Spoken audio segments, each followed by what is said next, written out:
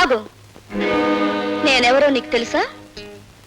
ముక్కు మొహం తెలియని మనిషిని పక్క మీదకు తెచ్చుకున్నప్పుడే తెలిసింది నువ్వెవరివో. ఈ రోజా ఒక్క చూపుతో మహామహుని సైతం శాసించగలదని కూడా నీకు తెలుసా? అఫ్ కోర్స్, నన్ను తప్ప. అంటే నన్ను మించిన అందగతిని చూసావా?